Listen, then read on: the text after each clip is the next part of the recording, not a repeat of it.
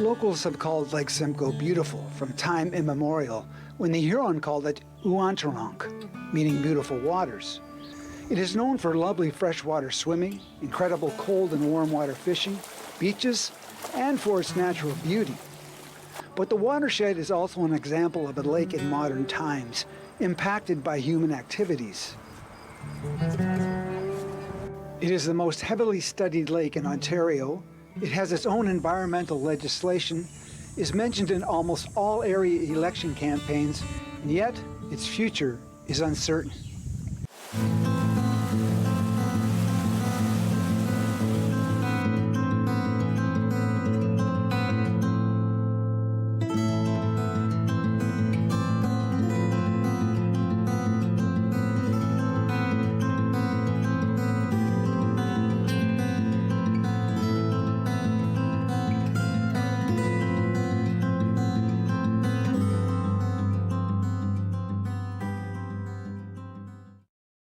The Lake Simcoe Basin is an hour's drive north of Toronto. The watershed is home to 450,000 people, and its population will almost double by 2041. It is also home to at least 26 bird species at risk and 9 reptile species at risk. Okay, so this is our water quality sonde, and we use this to test the quality of the water in Lake Simcoe. So we lower this off the side of the boat. Dr. Brian Ginn is the Lake Simcoe Regional Conservation Authority's lake doctor. So the 3 big challenges that we see on Lake Simcoe these days are phosphorus, which is a nutrient which is running into the water. We also have problems with invasive species, and finally with climate change as well. So climate change affects things like how much water we're getting into the lake, and also the quality of that water that's getting in there. So that affects things like phosphorus loading, and warmer waters, like it's very hot here today, so warmer waters can actually affect how invasive species survive as well. So these 3 issues don't act actually independently of each other. They're actually like kind of in concert with each other, or they're helping each other. Okay, so this is a plant rake toss sampler, and we use this to collect plant samples from the bottom of the lake. And how it works is you kind of throw it in and then drag it along the bottom, and you can assess what plants you found and also the amount of plants that you've taken off the bottom too. So much of this plant is that invasive species, starry stonewort.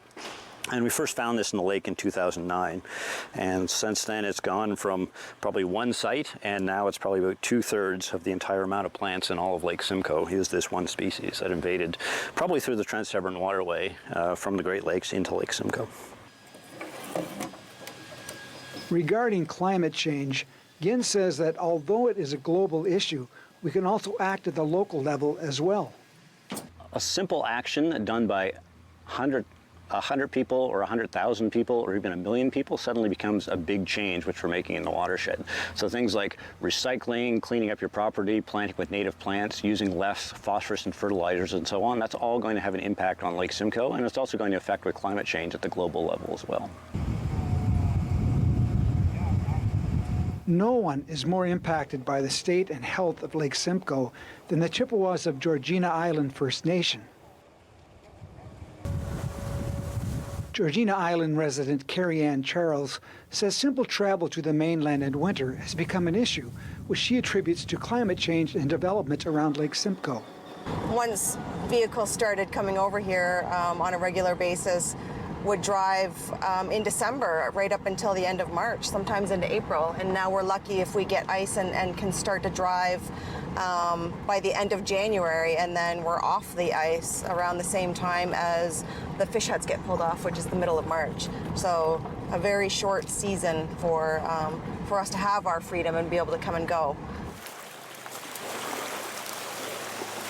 This is where I grew up, where my ancestors grew up, and we spent our whole life down here. This is where I learned how to fish. This is where I learned how to skate. I drank out of this water. We bathed in it. It's everything to us. It's life. We're surrounded by it. We use it for our healing, everything. So it's incredibly important. Like every day I go down to the water and I put tobacco down and I pray for it to heal. I'm not alone in that. And I think in the power of that and what we do as a community with education, that we might be able to bring a lot of this back through our teachings, our wild rice growing, and all of that is good for the lake. And monitoring what's going in and out of it for our part on Georgian Island. And we could do that together as a community for our future. Bob Eisenberg is the founding president of the Rescue Lake Simcoe Coalition. In 2008, all government parties supported the passage of the Lake Simcoe Protection Act, which was a campaign initiated by the Rescue Lake Simcoe Coalition. You know, there are many things we expect of government, but governments get sidetracked.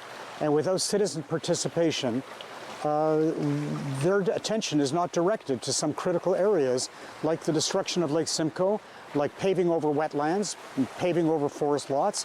A citizens group just reversed a government, a municipal zoning order to protect 200 acres of wetlands.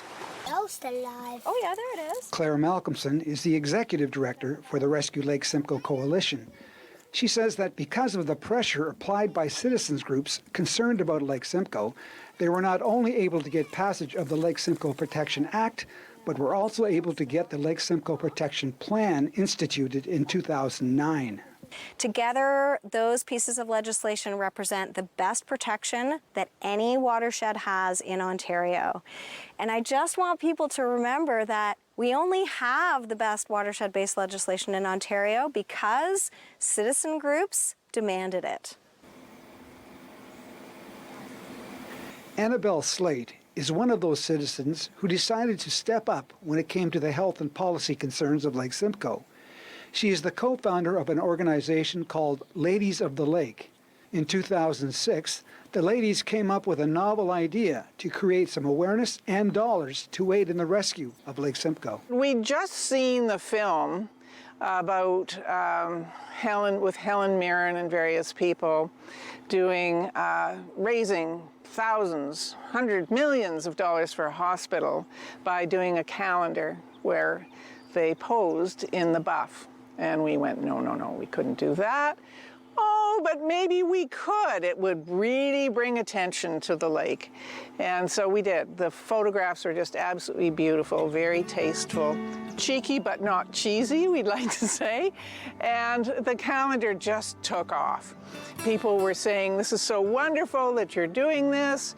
How can we help? We'll buy calendars, but we'll give you some money and we'll keep moving. And government did things like get the Lake Simcoe Protection Plan going and the Lake Simcoe Cleanup Fund from the federal government. We weren't the only people doing this. We were kind of the icing on the cake. I mean, we were the thing that made people say, wow, and notice. It ended up that this calendar and the next one we did made $500,000. Lots and lots of things happened from just a little group of people saying, hey, we could do something. Linda Ellery is the marina manager for Lefroy Harbor Resort. She says maintaining an environmentally friendly marina is their #1 priority.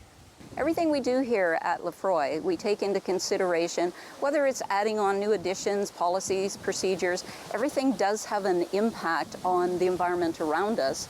So we take all of this, we have a very strong priority, handling fuel, disposing of chemicals, hazardous chemicals, those types of things, keeping the waterways clean, getting our boaters involved in clean marine programs. The students, first of all, who man our fuel docks have to be trained under TSSA. Extremely important that all these guidelines are put into place, making sure that no fuel is getting into the water and that the students are following all the guidelines that are going to make it a safe procedure for them and also for the boaters. What you're looking at here is one of our green initiatives for the season environmentally to help to pick up all of the debris that sometimes floats into the marina. Now this is referred to as a sea bin. It's actually a big floating garbage container. So how it works is that the water sort of flows in from the top and it pulls in any debris that is around the sea bin. And so one bucket at a time, we are able to pull some of this debris out of the water and recycle it properly. So we're very pleased this year to be involved in a company that's putting on a big introduction of these sea bins, and it's called the Great Lakes Plastic Cleanup Program. And it's going to be introducing more of these sea bins to the marinas in Ontario. Everything that we do here is all about just making sure that we have a clean, safe environment for our boaters to come and enjoy, and again, protecting the lake. I love this lake, and I want it to be able to enjoy it for the rest of my life, and I want my children and their children to be able to enjoy it for the rest of their lives.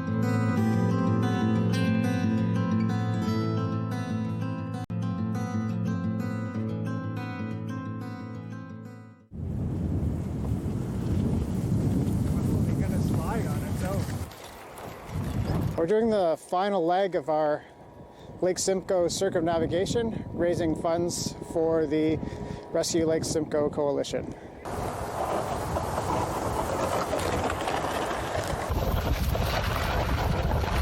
We've done probably 75% of the lake now. It's 140 kilometers in total, so we have from Barrie to Aurelia left to do. I think raising awareness and trying to do something interesting to draw people's attention to the need to pay attention to and protect what we have here and make sure that this continues to be a vital lake that has a lot to offer to the communities around it is really important. And I think that if we just go on doing the same things all the time, then people's attention doesn't get piqued. And this is something that interested us to do it anyway. It's also important to the local economy. There's a lot of, Canada's ice fishing capital, $400 million of revenue coming into the area through recreational purposes. A lot of that depends on ice. So there's climate change effects happening to the lake, which will also impact potential future ice fisheries. Being able to say we've wrapped it up is good. Doesn't mean we'll stop sailing on the lake. Due to weather conditions on that day, Texas and Leslie were unable to complete their journey. They did, however, finish their last leg in early March, raising over $1,200. Brooke Schreier is the aquatic program specialist with the Ontario Federation of Anglers and Hunters. The fishery in Lake Simcoe is very important. It's a huge fishery. There's a lot of stocking that happens in Lake Simcoe to maintain that fishery. And, as a result of that, invasive species can impact that fishery and, as an extension, impact the economy around Lake Simcoe. So things like round goby, which is an invasive fish that was introduced from Eurasia back in the early 90s, can actually have detrimental impacts on things like smallmouth bass, largemouth bass, because they'll actually predate on fish eggs and actually chase the bass out of the nest before eating the eggs. Schreier says educating the general public regarding invasive species is the key to eradication. The most important thing for Ontario's public, again, is just learning to identify invasive species, being aware that these things do exist and they impact us every single day.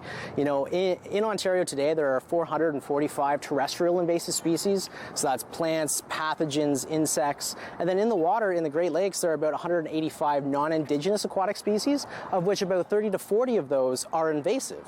So, though we have a lot of invaders, there's a lot more that can get into our water bodies that we want to prevent. So due diligence on everybody's part. A big one is clean, drain, dry. So when you're coming off the water, taking that 2 minutes to do that visual inspection, removing anything that you see, and then draining your bilge and live well water so that things that you can't see aren't being transported elsewhere. So like zebra mussel veligers, which are microscopic, or spiny water fleas, which you also can't see with the naked eye. Due diligence, and when you find something, report it.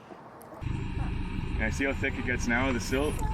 That will clear up once the carpet... Donnie Crowder is the owner of Hot Box Huts, an ice fishing rental service based on the west side of Cook's Bay on Lake Simcoe. He considers himself to be a steward of the lake in the winter and summer. So we live on Lake Simcoe and we make our living on Lake Simcoe. This lake's provided a lot for us and we try to give back to her as much as we can. We'll never be able to give back to Lady Simcoe as much as she has given us. Those clouds in the water is actually carp, which are considered a naturalized species now, but they were one time referred to as invasive here on Lake Simcoe, and you can just see the clouds everywhere around us. We're surrounded by hundreds, if not thousands, of common carp.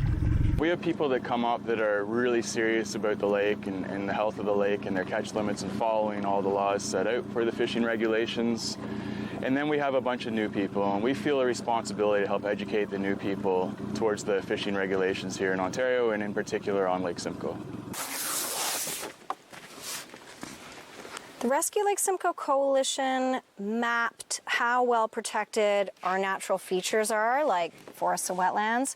This is a map of Innisfil. So here are the dark green areas that are really well protected. The yellow stuff is not as well protected, and that does concern us. The next thing we did was talk to individuals in the community at a community mapping session, and we asked them for input and feedback about how they would like Innisfil to develop into the future while protecting those natural areas. And then the Rescue Lake Simcoe Coalition will take all that information to council. So we play a really important role linking local governments to the citizens that really care about and want to protect the environment locally. They are in the category of low-hanging fruit, like making the standards for sewage treatment plants tougher. Today is a community planning event where residents of Innisfil are going to be looking at maps of Innisfil and plotting areas of Innisfil that they feel are environmentally vulnerable, places that they feel that need protection or more protection than what they currently have. Also, they're going to be plotting places that they enjoy to walk through, take their families through, places along the shoreline, woodlands, wetlands, things like that, all across the town of Innisfil, to come up with a comprehensive map of places around the town. Massive projects always bring with them developmental concerns. What happens with hardscape? Where does the water go? And all those issues. So, you know, development is always a concern. I understand municipalities always want to grow, increase their tax base, so there's always competing interests here. You see that over time, these small steps that you take do make a difference in protecting things, and I think everyone should get involved if they can in some small way and contribute. Come to meetings like this and have your voice heard. Now that snail is still on there. Can you pick them off? There are a lot of things that individuals can do. If you're a shoreline property owner, you should have a fair bit of forest and plants and shrubs between the lake and your home. That slows down any runoff that might hit your lawn before it hits the lake. We really want to take any sediment and fertilizers or nutrients from animal poo out of the water before it hits the lake. Another thing that people can do is just avoid the use of fertilizers and pesticides and chemicals on their properties, especially if you're very close to the lake. But really this applies to anybody in the Lake Simcoe watershed, the whole area that drains into the lake. These plants are natural, but they are growing excessively because we have 2 to 3 times more phosphorus and nitrogen going into the lake as what we would expect to see naturally. This is a problem because when those plants die and decompose, that process consumes oxygen from the water. And as you know, fish need oxygen in the water to breathe through their gills to survive. And the water temperature right now is about 27 degrees Celsius, and that's probably one of the warmest water temperatures I've ever seen on Lake Simcoe in the center, especially this early in the season. So, some of the original problems happened when European settlers first arrived. We started changing the landscape, and that drove nutrients into the lake. And that increased the nutrient loading to Lake Simcoe. So by the 1960s to the 1980s, we had problems with fish die-offs in the cold water fish community, so things like lake trout and lake whitefish, just because there was not enough oxygen at the bottom of the lake, and this was caused by the phosphorus loading going into it. And then since then, we started reversing the amount of phosphorus going in and started lowering that, and that has actually improved the health of Lake Simcoe. If you don't have a connection with what sustains you, you're not going to protect it. So we need to be able to understand and reconnect with the water, and the people that are using Lake Simcoe for any purpose need to understand that connection, and that if that lifeline of ours, something happens to it, it's going to be devastating to everybody within the watershed. Lake Simcoe is so important. It's the heart of the island. Without it, we wouldn't be able to do half the things we do. We'd be missing an important part of our culture, our land, our lifestyle. This is catnip. This is what the cats like to eat right here. We're supposed to be in a period of reconciliation. You know, we're supposed to be working together to create a better Canada, a better tomorrow. And it's been very challenging, I think, for Canadians at large to understand what it is we're looking for. They're afraid that we're going to take something from them. But in fact, what we're trying to do is give them something more. You know, a better understanding of the lands and waters that they live on, a better understanding of how climate change can be corrected, and a better understanding of all of the knowledge that we've carried forward with us into this present time, and it will help people in the future. The voices of the citizens on Lake Simcoe, I think, are a little weak right now. I think there hasn't been too much sort of wham-bam to get everybody excited.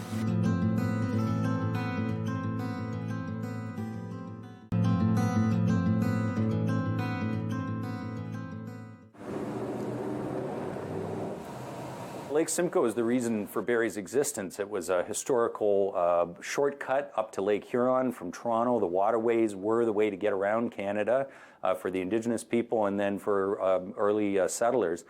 Economically, it's a huge part of our city. It is the tourism economy, the focus of the tourism economy for our entire region, but especially for our city. And of course, you know, it's an amenity that really sets us apart. Barrie's a waterfront community. We talk about Barrie's being the most progressive waterfront city in the country, and for good reason. I think a lot of our identity and a lot of our focus for the year, whether it's public events, whether it's economic activity, whether it's where we all go to relax and enjoy our beautiful waterfront, is centered on that horseshoe of Kempenfelt Bay. So the Lake Simcoe is central to our identity, it's central to our history, it's central to our economy.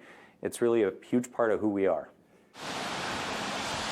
There are many reports that we call them trip motivators, and the main trip motivator to Barrie is beaches, fishing, and outdoor sitting on a park. And so those are the top 3 reasons why people visit the region. So the lake is extraordinarily important for that.